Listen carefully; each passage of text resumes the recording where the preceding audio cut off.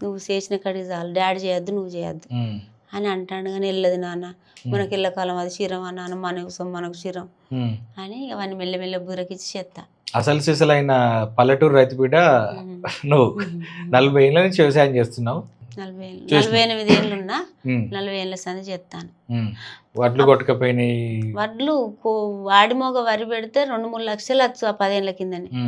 8,000 కింటని అన్న వడ్లు తెల్లారితే కోసేటోళ్ళు, మిషన్ రాలే, పక్కళ్ళకి కోసి మా చేనులకు తెల్లారితే వస్తుంది. రాత్రో రాళ్ళ వర్షం వచ్చి లేకుండా కొట్టుకుపోయింది. ఏడ్చి వచ్చినాం. అడిగిపోయి ఎడితే ఉన్నది, ఓ వారం రోజులు ఏడుపంతా పోయేదాకా ఏడిచినాం, ఇంట్లో వచ్చి ఉన్నాం. నాకు ఒక డౌట్ ఉండేది, అంటే నేను ఎప్పుడు అడగలేదు, నేను ఇప్పుడు అడుగుతా. ఇప్పుడు నారుమడిలో మనం నారు బీకుతాం కదా, నారు బీకినాక నారంతా పెద్ద చీర లాంటి దాంట్లో వేసుకుంటాం. చీర లాంటి దాంట్లో వేసుకున్న తర్వాత చీరను ఒక పక్కకు పట్టుకొని తీసుకొని వస్తాను.